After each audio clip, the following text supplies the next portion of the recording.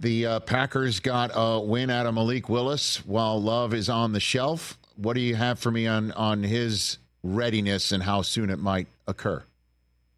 Well, Matt LaFleur left the door open for Jordan Love to play last week, and that was not strictly gamesmanship from how I've understood it. There was certainly anticipation. Yeah, the MCL sprain, it's not an ideal injury. It's probably 3 to 6 weeks. They're hoping it's going to be on the earlier end of that here, but nobody would be surprised if Jordan Love manages to beat that timeline and get back onto the field. I give Matt LaFleur a ton of credit here because when you're talking about starting a quarterback who's coming from a little different style of offense, and in college for Malik Willis was coming from Liberty, where they didn't run anything that remotely resembled an NFL concept. And you're telling me 20 days later at Lambeau Field, Malik Willis has to start the home opener for the Green Bay Packers. Like, that's unfair. That is a tough position to put Malik Willis in. But from what I was told, and I talked about this with you yesterday on game day morning, Matt LaFleur, even while keeping the door open for Jordan Love, spent the week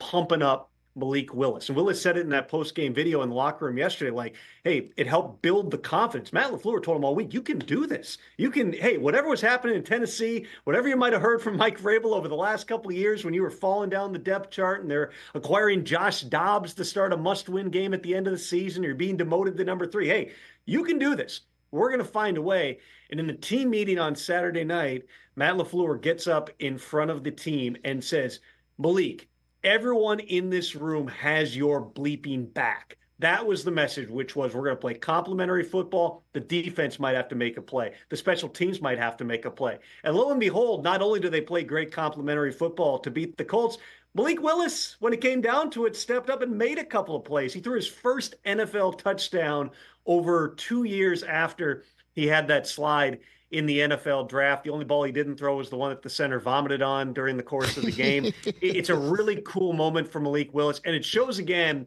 why a guy Matt LaFleur, who for whatever reason doesn't get respect, he doesn't win Coach of the Year. He's one of the best coaches that we've got in the NFL right now. And now, potentially, pending Jordan Love's status, Malik Willis might start against the Titans in his own revenge game in Week 3. So it's sooner rather than later for Love, right? That's why they didn't IR him. I mean, you're hearing that it is possible Love comes back this week, Tom? I believe that Matt LaFleur will approach this the same way he did last week, which is if Jordan Love wakes up Friday, Saturday, Sunday and says, hey, I think I can do this, Jordan Love will have a chance to play. He's up to speed on the meetings and the call sheet and all that. You know, realistically, it's probably another week of Malik Willis, especially because, you know, this is going to be guided medically, of course, and the Packers historically are a pretty conservative medical team, but you also got a little more breathing room. If you're 0-2 right now, a little different conversation than, okay, we're 1-1. Let's go in there and just try to play the same formula we're at, grind out another win. And then as we get closer to probably Week 4, more likely Week 5, and Jordan Love might be back out there. Catch the Rich Eisen Show every single day on the Roku channel, 12 to 3 Eastern, for free.